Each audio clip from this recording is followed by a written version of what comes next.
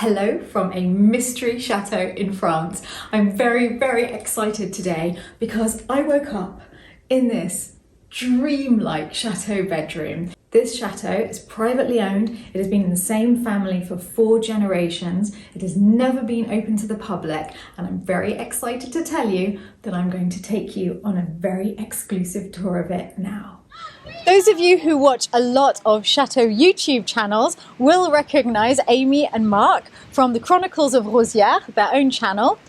But this is not Rosières. This is a completely different chateau. We're not showing you the whole of the facade because this is now your sister's chateau, and we're keeping a little bit of privacy by not giving the name and not showing the facade.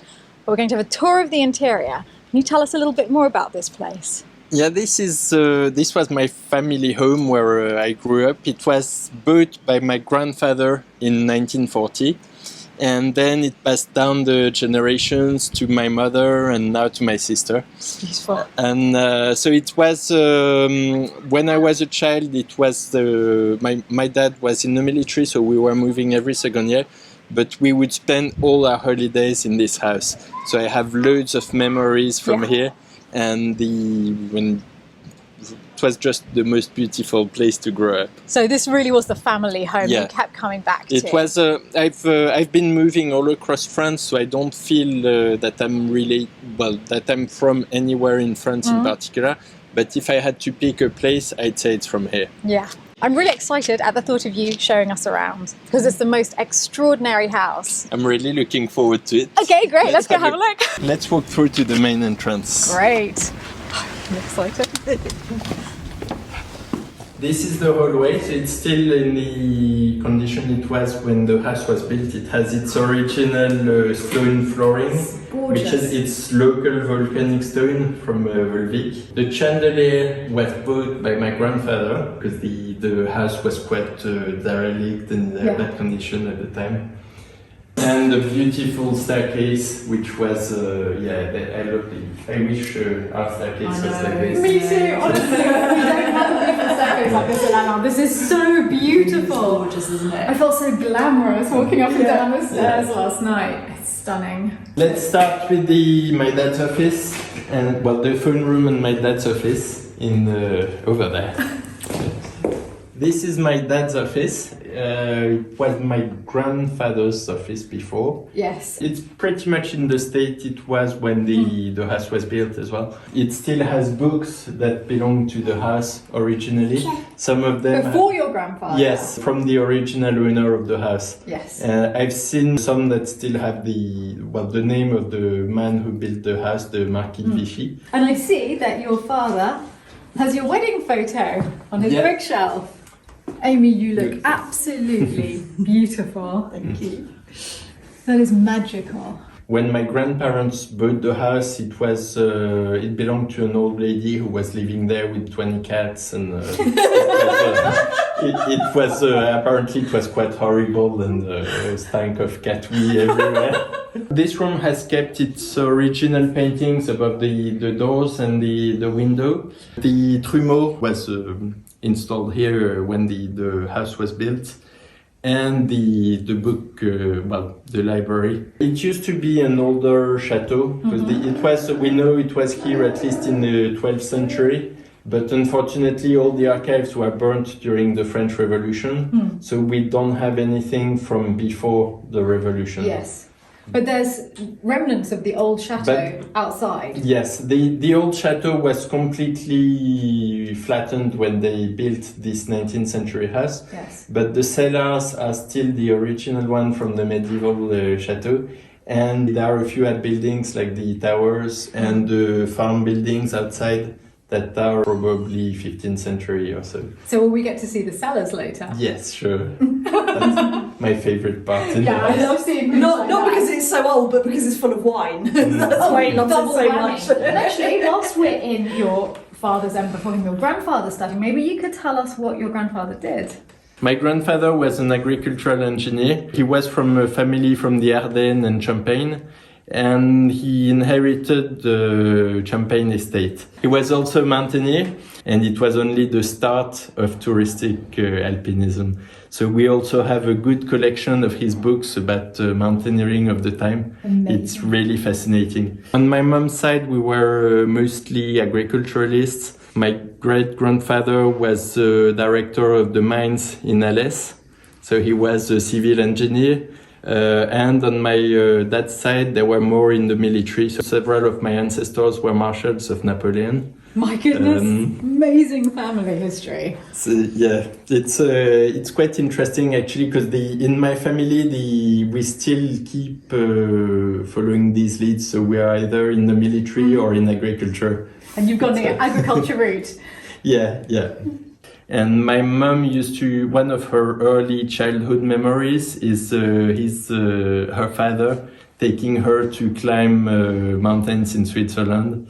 It was, she always talked very vividly about that. These are sketches that were drawn by my mom probably when she was a teenager. So this is about the family champagne house. It was founded by my great grandmother in 1808 in Reims. She was the aunt of Champagne Charlie. Really? Yeah, and it passed down the generations, and it's now still in the family. It's now run by my cousin. Well, you are so lucky, to have Champagne House in the family. I cannot get my head around how amazing that is. But also, you come from a long line of really enterprising women. Yeah, actually all women were really strong in my family. And always been quite independent and strong women. Yes, because to start... That's why I guess I chose that one. Yeah, that's what That's it great. is. This one's really funny as well, because that's a mountain sketch of the Mont Blanc. And the funny thing is she put her name at the top. So you can see she was used to climbing with your grandfather, though presumably not to the summit of the Mont Blanc. I think not the Mont Blanc, but she did some pretty high ones. Wow. So the man who used this study was quite an adventurer. Yeah, I think he was quite in advance for the time. He was really interested in loads of things, and he had a lot of books about science and a lot of agriculture. I think he was probably as crazy as we are. Well, you have the same interests, you have the same passions. Yeah, I guess I inherited all these interests and passion from my mom, who transmitted it from her father. Yeah. I was really interested in all of that, and I used to spend my youth reading the old books about how to grow an orchard. And you would read that as a child? Yeah. Wow. I was mostly looking at the pictures, but I loved it.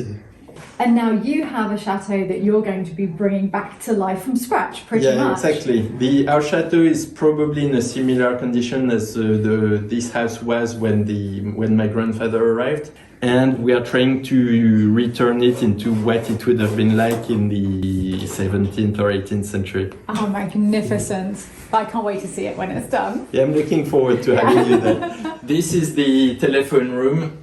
There's one feature I really love in this room. It's this little sink. And this one, I thought it was original, but my aunt told me a couple of years ago that it was actually installed by my grandfather. We have a similar niche at our place. There would have been a marble sink like that. And a couple of years ago, I found a beautiful 18th century marble sink from an antique dealer that fitted exactly the niche at our place. My aunt told me the story that how happy my grandfather had been when he found this sink to fit this niche. So again, you and your grandfather doing the same thing. It's really funny because I didn't know the story at the time, and it's only because I showed her the sink I had found that she told me the story about the sink in this place. I love all the signs of family life here. You have the hats that your mother brought back from holiday. Where was that? Yeah, from my uncle was doing his military service in Martinique in the 50s. My grandfather had just died at the time, and my grandmother went on holiday with my mother to Martinique and Guadeloupe, and she brought back these straw hats from her holiday. So there you have the hats from Martinique next to archery equipment and a motorcycle helmet. Exactly. As you do. As you do. And I think actually there's an Afghan hat somewhere that my brother-in-law brought back from Afghanistan a few years ago. So let's go to the billard now. Oh, le billard! Ooh. So le billard is the pool room. Yes. It's named like that because there used to be a pool table at some point. I've never known it, but I think it was even before my grandfather bought the house. Yeah. But the pool table itself is still in an art building over there. But this room was designed to be a pool room when it was designed. And what we can see is that under the carpet on the floor, there are still stone pegs here. Oh! There are 6 of these stone pegs in the floor that were meant to support the feet of the pool table. To support the weight? Because the pool table is very heavy. Yes. You have a big slate on top of it. And so in order not to damage the wooden floor, they had inlaid these stone tiles. Yeah, because we actually also have a billiard room. We've done exactly the same as you. We've taken the table out. We've kept the table because we don't use it. So it seems ridiculous. But we didn't have this. That is ingenious. Now this room is used mostly as a children's playroom or a daytime living room. So we usually have the coffee here in summer. Is this where you used to play as a child? Oh yes, I played a lot here as a child because it's nice and open and very light. Yeah. There's this door directly onto the terrace, so it's you can go in and out very easily. So in the summer, we pick the lavender from the garden and let it to dry on the terrace, and then bring it back on the sheet in this room, and just crush the lavender to make lavender cushions for the cupboard for the laundry. So the whole house smells of lavender in summer. Sounds like such an idyllic childhood, honestly. And it's lovely to bring Clement here now because of the lockdown and things. He hasn't really spent much time here or with his family. And this is the first time since he's been really moving around that he's ever been here. Actually, and watching it's him. It's his first time he's been here, yeah. And just to see him crawling around in here and playing in the same place. He's completely at home, isn't he? Totally. He's just settled into it. It's so lovely. Yeah. It is gorgeous seeing all of these toys. You realise it's a family home. Yeah. It's such a living, breathing house. And when you look around, actually, it's like a museum when you look up. And you look down and you realise, no, it's Got Lego everywhere. Yeah. And you stand on a car. Yeah. So there's so many things that I'm sure you can point out to us. I mean, everything in this room is fascinating. The art, the frieze, the chandelier. I barely know where to start. The furniture. Well, it's quite an eclectic mix in this room actually. The chandelier was bought by my grandfather. He was looking for something grand for a grand room when he bought this place. And I think I remember my mom telling me that he bought it from an auction in Paris at the time. I've never seen anything like it. It's glorious. I haven't either. I've been looking for one, but I couldn't find it. Oh look, someone's playing a drum and playing the trumpet. Is that a cherub? Yeah, cherub. Yeah, oh my cherub. goodness. They're having a grand old time. Yeah. Oh, it's beautiful. My mother redecorated the room in the 1990s. It was a very similar feeling at before then, as far as I remember. I just remember it was a lot more plain walls. There was no frieze that was her addition. Oh, she added that beautiful Yeah. frieze. Is that painted or is it a paper? No, it's a wallpaper. Do you know where that one's from? I don't know. It could be Zuber. I think it's probably Zuber. They're amazing. I'll try and have a look and see if they still produce that. That's beautiful. What I really love about your mum's renovations here, his mum had beautiful taste, and it's the curtains. And Mark pointed out, because we're really trying to take inspiration from this about what we do at ours, and we realised that these big high-ceilinged rooms can be made so much warmer by a beautiful curtain, and it's really inspired to find something like that at ours. They're beautiful, and they just bring such life to the place and such colour and pattern. Yeah, I remember the curtains that were here before were much cheaper fabric. It was really, it had completely fallen apart in the sun. I remember the room was a lot more dull before my mom renovated it. Yeah. Well, she had an amazing taste. The furniture hasn't really changed since I was a child. Yeah, the commode is Louis XV, so Louis XV, so it's early first half of the 18th century. It's very traditional from this part of France or Lyon kind of area. This one is a really beautiful one. It's called commode tombeau, so tomb commode. Cheerful. Because it's shaped a bit as like a coffin. I'll never look at it in the same way again. Marc keeps trying to test me on antiques at the moment. He was saying Louis XV, Louis XVI, Louis Philippe, and all I know is we don't like Louis Philippe, do we? No, we don't like Louis Philippe. There's always been a mismatch of furniture in this room. The latest addition that wasn't here when I was a child is these ones that were made by my brother, who's a cabinet maker. And he once came across a similar chair, and he found it so comfortable that he copied it. Yeah. And so he made these two for my sister. Is it comfortable? It's extremely comfy. The teddy definitely thinks so. No one else is allowed it. You try this. Yeah. Oh, thank you very much. Yeah. Oh, goodness, that's comfortable. Oh, he's a talented man. Nice. So I'll stay here for the remainder of the tour. Philip, you want to wander around? Sure. I've always known these cane chairs mixed with this old piano. Whoa. Oh, wow. So this piano has never been tuned, so it sounds quite horrible. This has been here a while.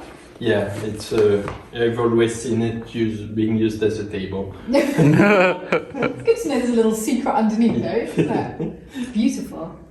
I think these pianos are extremely hard to tune because it's a wooden frame. Yeah. And so it moves when depending on the temperature and the humidity. I'm just gonna play like my go-to song, Bachelbel's Canon, but then in a different key.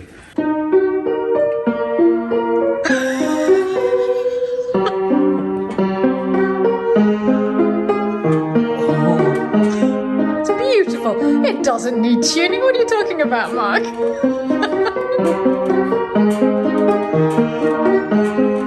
I think he's just using the wrong notes. Yeah, that's it. It's Philip. It's not the piano. Beautiful sound. Yeah, it's Nice musicality. Yeah, that was very nice. Very, very nice. Also, nice to see you, Philip. Good to see you from out behind the camera. What do you think of this place? It's amazing. Right? I feel so fortunate to be here. Like he says, it's just the exact same way as it was when he was a kid, and it's a dream. It's a dream walking into this house.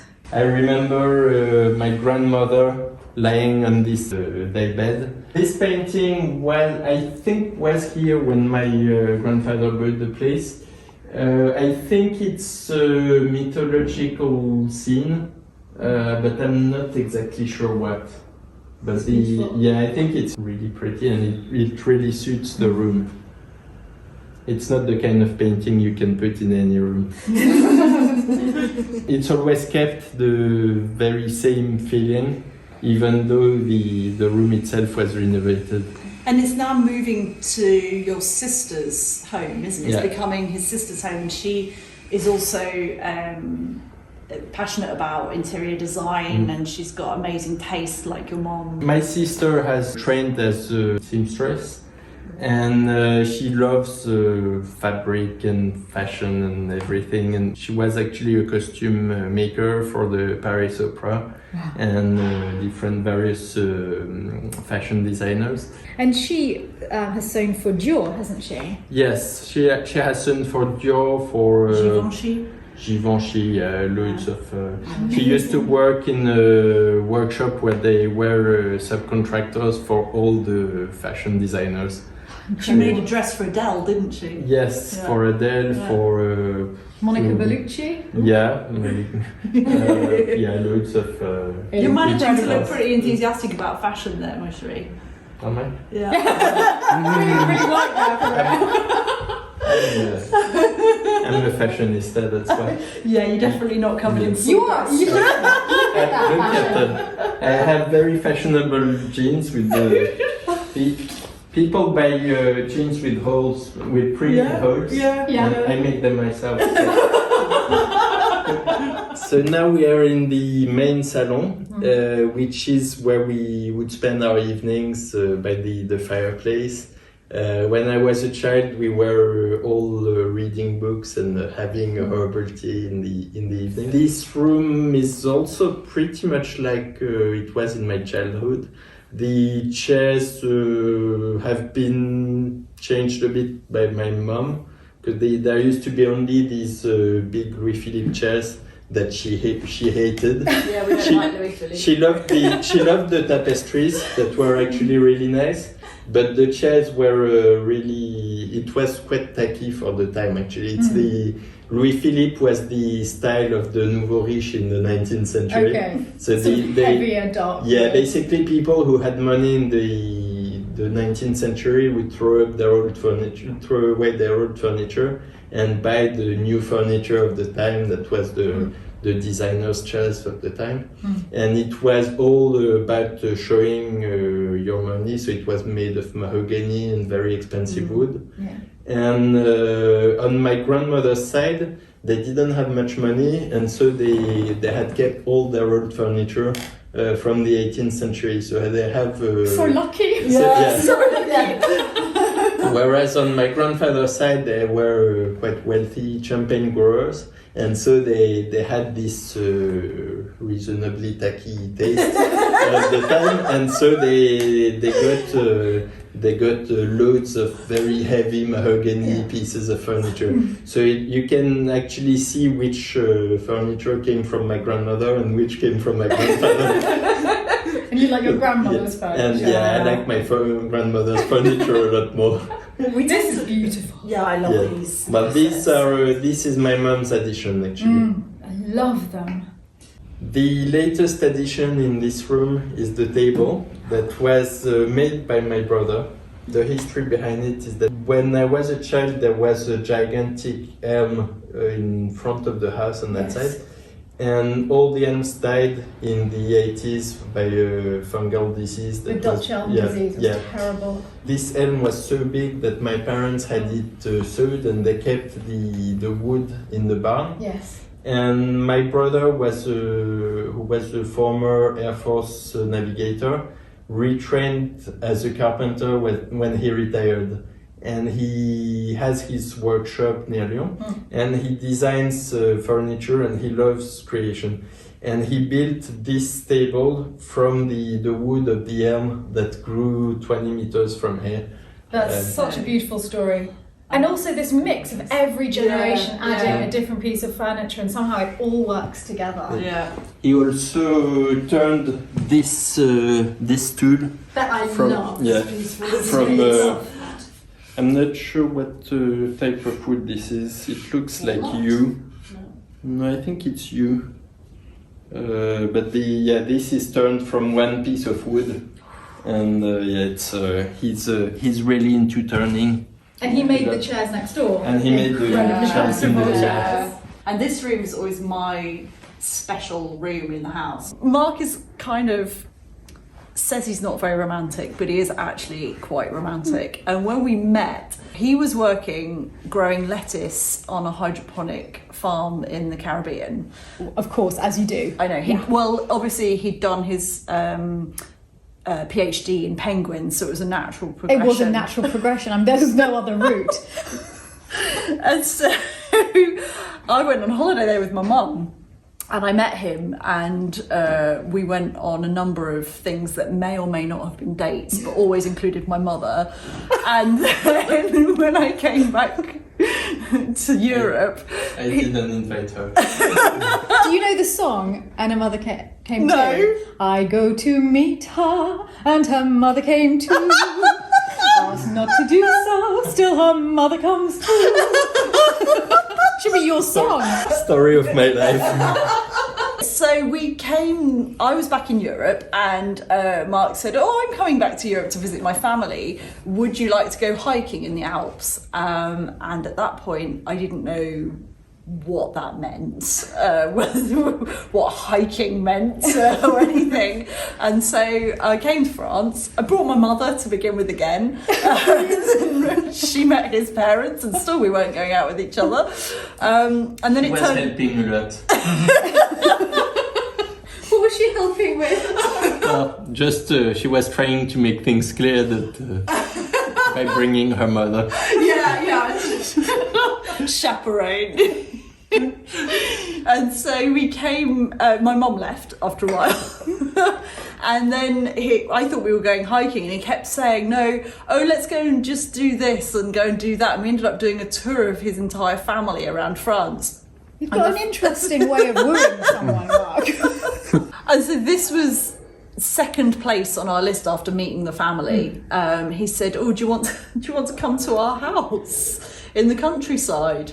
And we rocked up at this place. Were you expecting like a little country house? I didn't really know what to expect. He was just this sort of young farmer I met. So you didn't expect a chateau? No. And it was just the two of us, and it was so lovely. And it was the summer, and we'd have breakfast on the terrace, and in the evenings we would sit in this room and play records and drink champagne from the cellar. And it was just glorious, and sit in front of the fire. It was really 4 of the most beautiful days I think I've ever spent. And so I love this room when I come in here. That's so romantic. Yeah. Is this where you fell in love, do you think? Yeah, I think so, yeah. Pretty special house. It helped a lot. I can't think of anything more romantic No. than meeting someone in a lettuce farm in the Caribbean, and then being asked if you want to, just go to a little house in the country with them, and you end up at the family chateau, alone here, with him, having champagne that's the family champagne every night. I know. In front of the fire. It's incredible. You lived a fairy tale. I did. I mean, there were quite a few frogs before that, so I think I deserved it eventually. But yeah, he is wonderful, and just finding somebody so off the wall and passionate about living a different life and not letting convention stand in your way. We were just made for each other like that, I think. And now you're restoring your own chateau. I know, and that was not even on the radar back then. We just didn't know, because sadly Mark's mum passed away shortly after we met. But it was through the inheritance from her that we were able to buy a place of our own. Yeah. And we were always looking for a place either as a little home where we'd then go and work somewhere else, or as a place that we could build into a business and work and live in. And that's how, when we found our place, it was that mix of estate and agriculture and excitement that Mark loves. I mean, I love the outdoors, but his idea of the farming, and then the buildings. I had always had a passion of retreat centres and doing the yoga and the well-being, and I had a lot of stress in my life, and I learned to deal with it, and I wanted to pass that on. So the place we found was a perfect amalgamation of that. And I never thought about where it came from, and it's so funny to hear Mark talking about it now and how similar to his grandfather he is. But it's this long progression. Yeah. It's really beautiful. One thing here in this room is that we keep all our family photo albums, and there is one. I think it's this one. Do you want me to help push those back? Yes, please. These are my grandfather's mountain pictures. Oh, beautiful. And there are some family pictures in here as well, so it's really funny actually. This could well be my great-grandmother or even great-great-grandmother. I think this was my grandfather when he was a child. So these are dated, so that's 1900. So that's close to Reims. It's all my grandfather's family in the late 19th, early 20th century. And the chateau was the Champagne Chateau.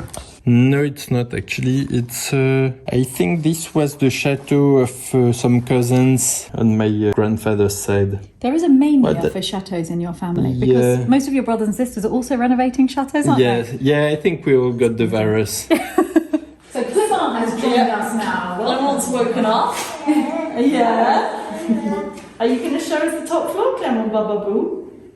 Please? He has a lot to say about the top floor. Oh, a lot to say. Well, let's go hear it. The stairs. Wow. And all the ink drawings up this wall, watercolours, were painted by Mark's grandfather.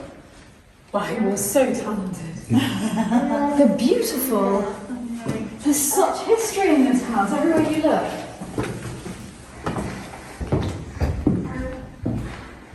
Oh, this is the laundry room. Yeah. So in every house you need a laundry room.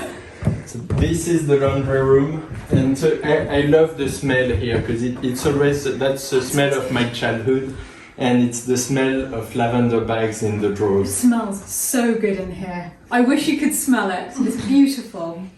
Yeah, it's a mix of fresh laundry and lavender. And yeah, it's for me it's the smell of my childhood. And this is where all the sheets are stored. And yeah, this is quite an impressive wardrobe where we store all the sheets for the household.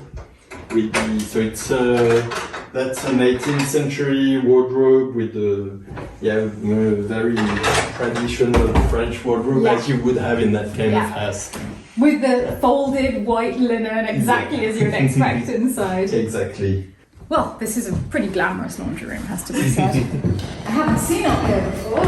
It's closed off at the moment because it's too cold and there's no point in heating the entire top floor if there's not enough people here. And open the windows. Oh, wow. What an alcove. And Stephanie for size. It's huge. Oh, it's amazing. Look at this. This is fabric walls. I love this fabric. Oh, it's spectacular. And when they redesigned a lot of the rooms here, the idea in a lot of them was to break them up a bit, and they did Yes. quite a lot of alcoves, and then there's quite a few of them have a side room for say a child, and then a bathroom and things. And you almost feel like you're in a suite every time. Which Yes. I really like. We were talking a lot about that last night, but what we might do with our own place with that. You're going to add side rooms for children? No, actually, he sleeps in a tower. Nice. Which is our room has a tower attached to it, so he does have a It's side the old room. prison. The old prison. But here, I really like this idea of breaking up the space a little bit. Even whether you have an office or a living room or whatever you do with it. Beautiful fireplace. Yeah, it's beautiful. Wow. And a view! Yeah. And from every window, the views are spectacular here. Yeah. You like the view too? Are you happy with that, sweetheart? Oh, yeah. That was my grandaunt, I think. Nice to meet her. In this room, there are a lot of the decoration comes from my grandfather, and these are all the etchings that are always mountain themed, mountain related. From his mountaineering. So it was, it's how mountaineering would have been at his time, with the tourist trails in the mountains where the ladies would climb with their dresses on. Yeah, it's really not the way you do it now. Wow. You'd have a bit more specialized gear.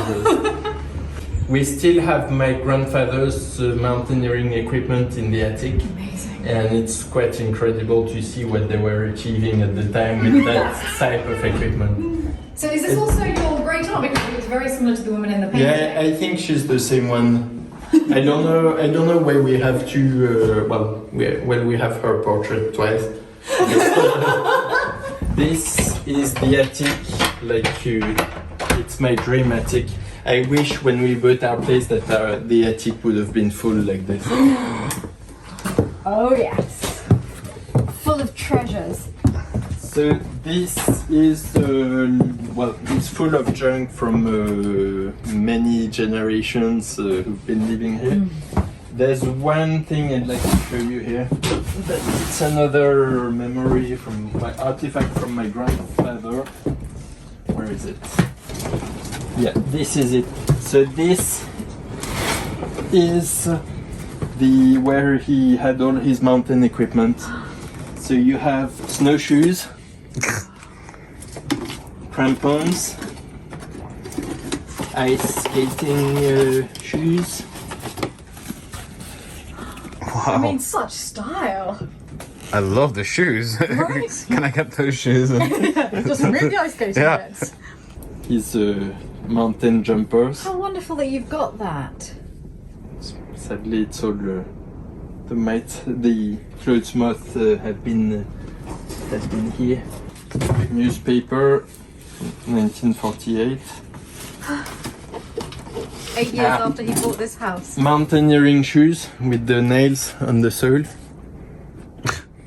This is just amazing. And that's the equipment he would Yeah. have. That's how he would climb tops in the Alps. He had a very thin cotton sleeping bag that he would take to sleep in under a tent in the mountains. It's a miracle he survived. You can't imagine the conditions it would have been at the time. These really are treasures. It's my favourite rooms. Yeah. Feel the weight of history there, don't you? Yeah. It's a bit like Lalande, right? Because the attics are chock full of stuff. Full. Yes. So now let's go to the cellar. Is there champagne down here?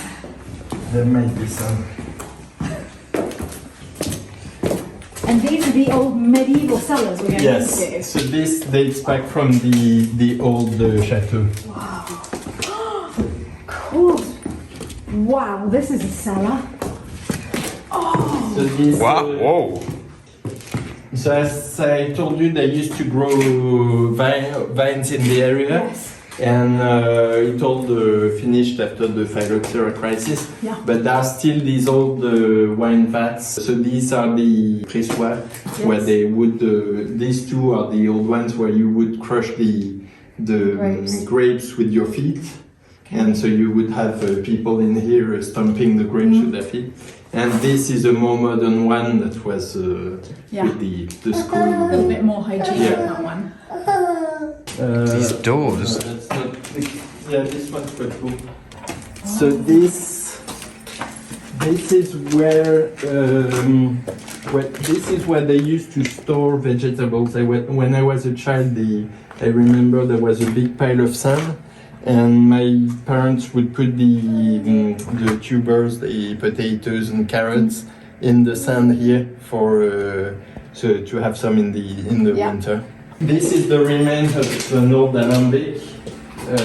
So they would distill the grapes after pressing it. But sadly, when it was banned to distill yourself, they destroyed it with a pickaxe and did holes in it. So it was kept, but it was made unusable. This would have been a type of grappa, I suppose, would it? Yeah, probably some kind of grappa. But they would do other fruits as well.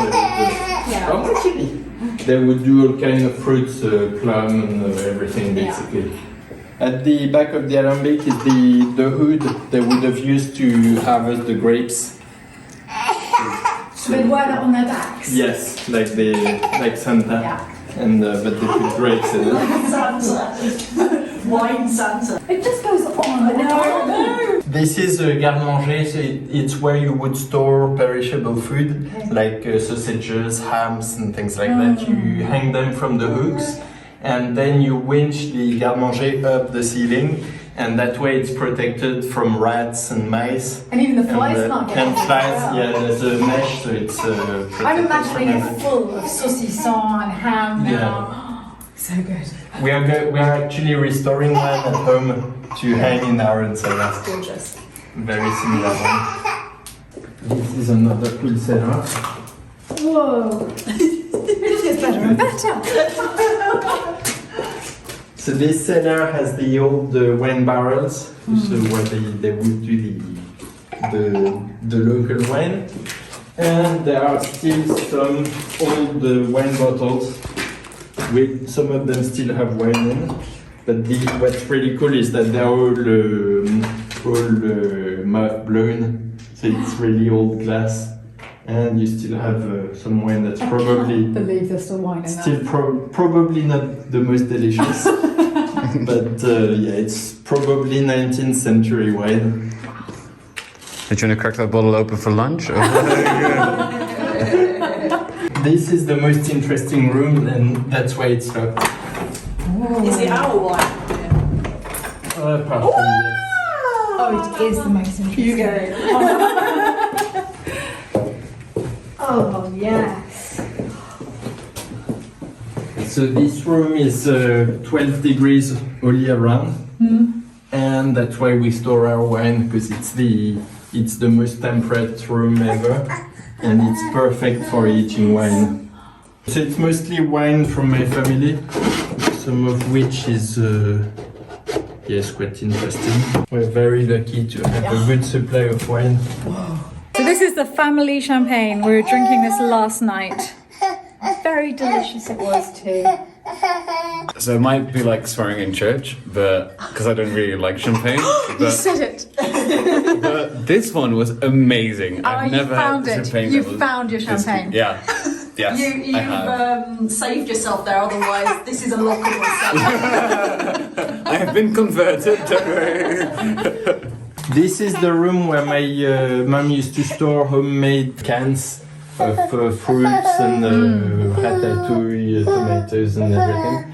And the interesting bit about this is that there's this partition wall, and behind it there's a void where you can see light going through actually, but that's not accessible from anywhere. So it's So completely that's a hidden. completely walled room, and we don't know what's behind. Oh, that would kill me. Yeah, me too. The suspense. It's killing me now. Can we get an axe or something? And actually, I wish I have an endoscope at home, and I wish I had brought it, because this should have been a good opportunity. to check. Next time. Now there's only one room left to visit. Well, on our way to the final stop, which is the dining room, we're going to go and see the kitchen. Oh, what a lovely big kitchen. And so light. Yeah, it's Oh, and a fire. Oh no. After the cellar, this is very welcome. This is very warm. It's quite chilly down there. We're all heading straight here. No. This is what Mark, this always is where I picture Mark spending his childhood, because he said that when he used to come here with because he's so much younger than his other siblings, he was almost like an only child. And when the family would come here and just open up the big house, just him and his mum and dad, they'd do their long journeys and then just sit around the fire and just spend their time in the kitchen. I can always picture that.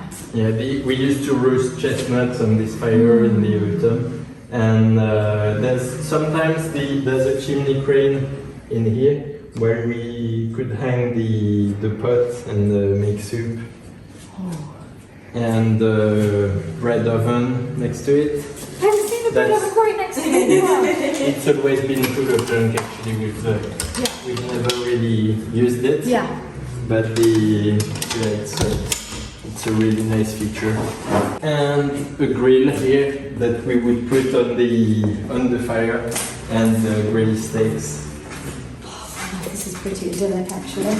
There's a cupboard at the top of the fireplace up here that was used for smoking hams in the past. Oh, I see. So the chimney would go up. Yeah, there's a diversion of the chimney that goes through this cupboard and joins back the main chimney further. So actually, it was kind of very advanced, the house, when it was built. There's everything. Yeah, the bathrooms and all sorts. Yeah, all modern. you have something else in this fireplace. You have a pulley here that's linked to a pulley inside.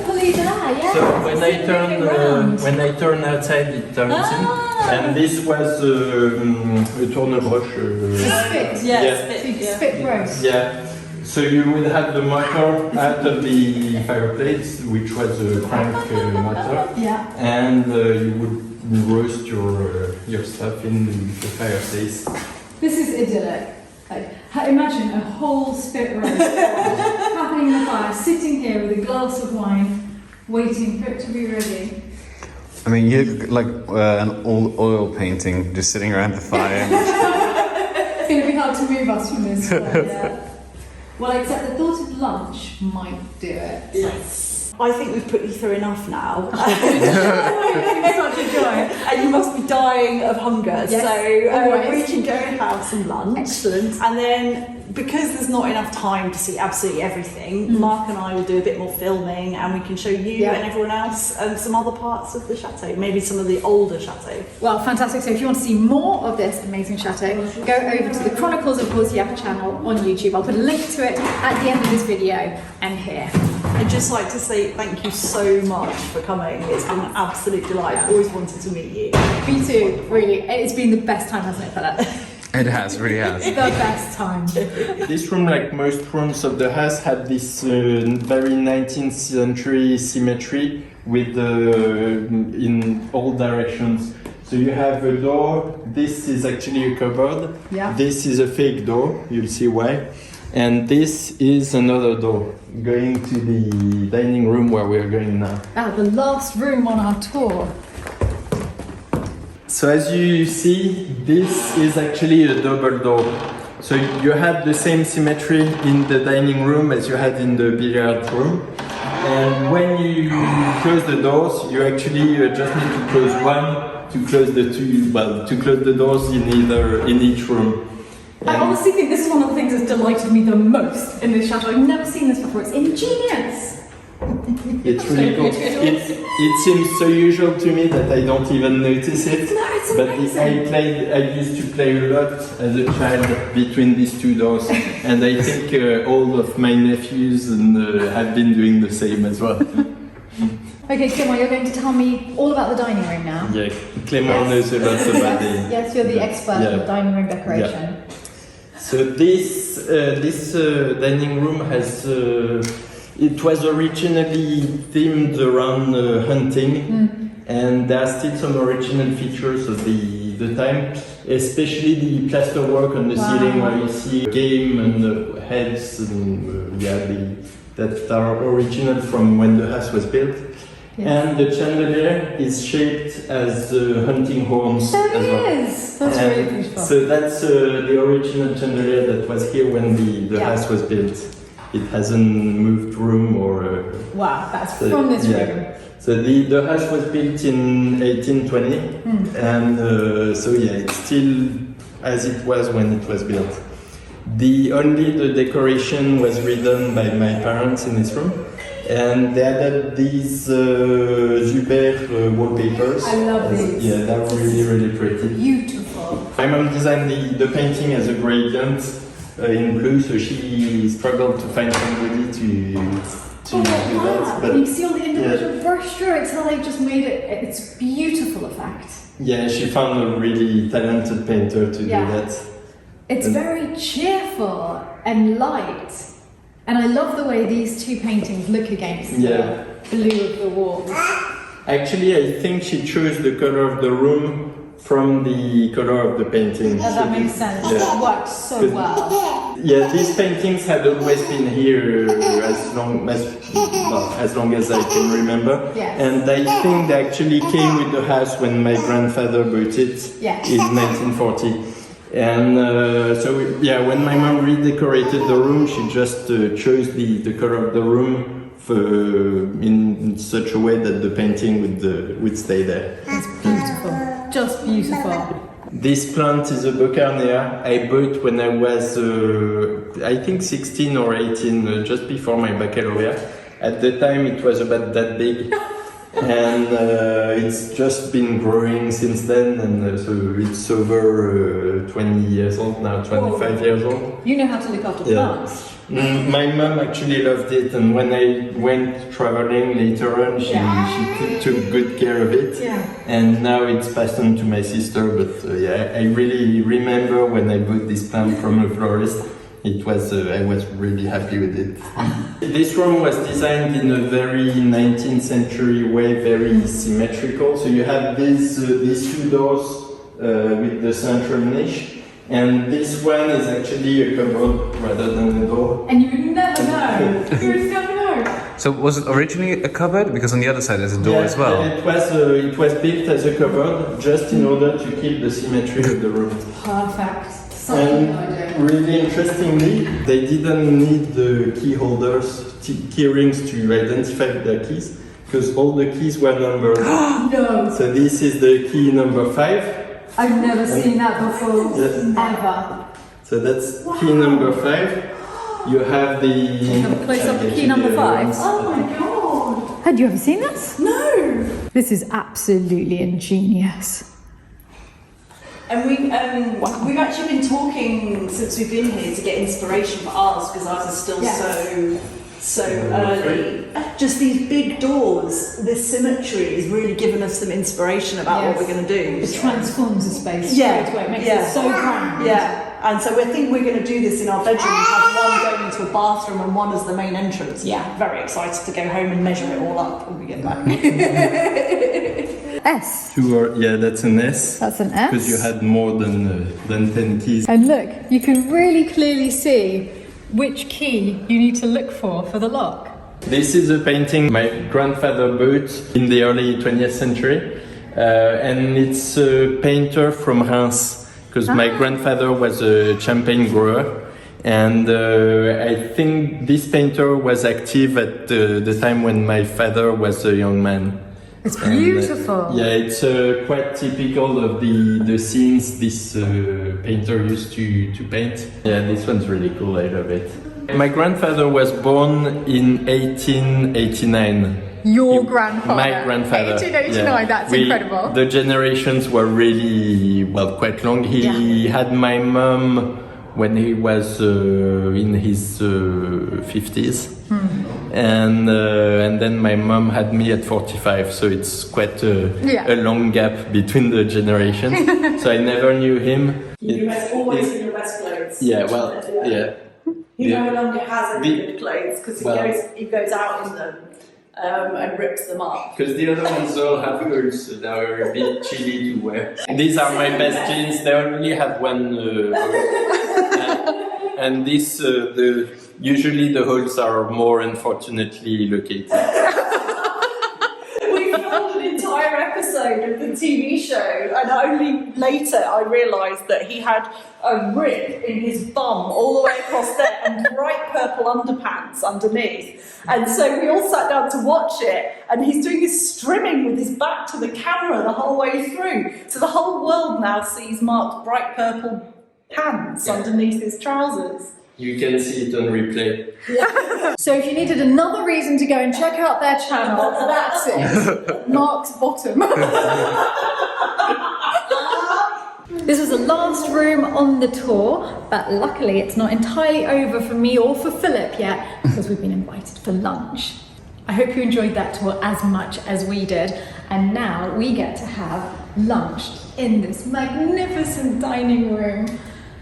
So I think this is my spot over here. And we're having local specialities. We're having the local lentils with duck. Philip, how lucky do you feel right now?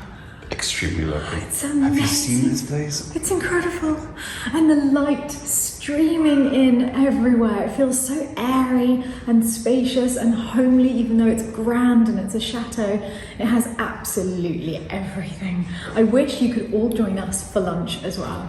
The way the cutlery is laid is different in France and in the UK. Because in France, the forks are laid with the teeth down. Yes. Because the engraving is on this side, on the back.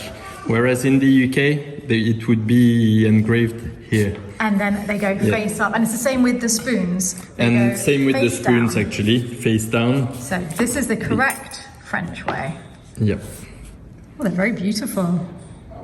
These towels were embroidered for my grandparents.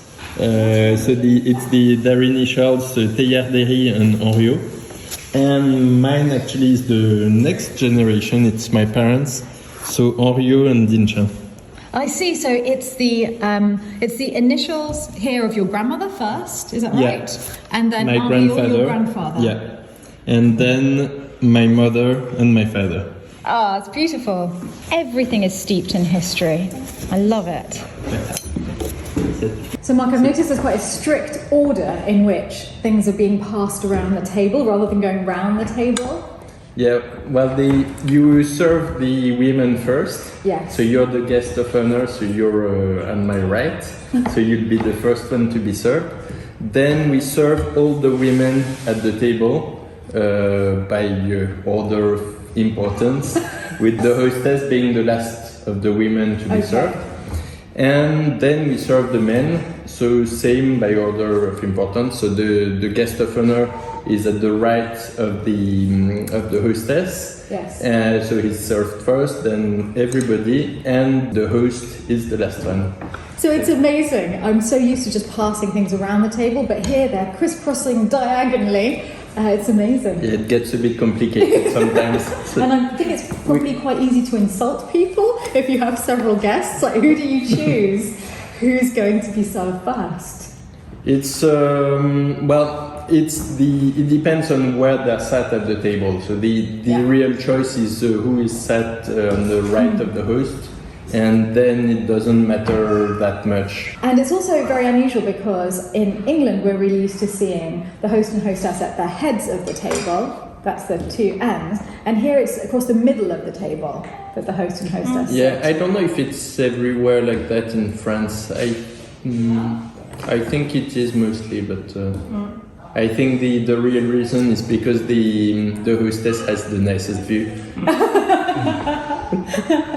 Thank you so much. This is delicious and the whole day's been amazing. I've loved staying here. You're very welcome. It's lovely to have you. I hope you'll be coming to Lalande soon. Absolutely. I love that. It was a pleasure having you.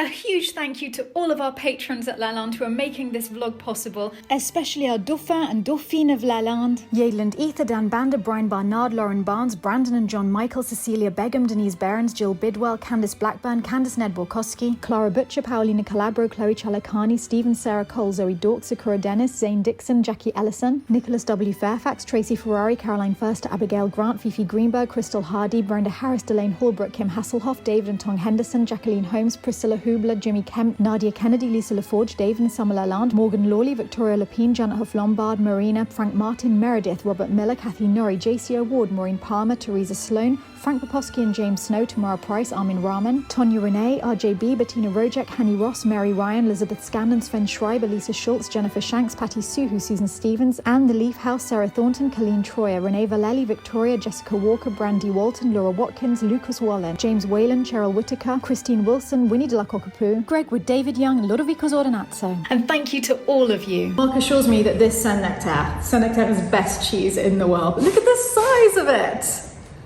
Isn't that amazing? Yes, that's incredible. And I had a lot of it last night, too much. I took such a huge piece. It's so delicious. Is that all you? That was pretty much all me, I think, yesterday.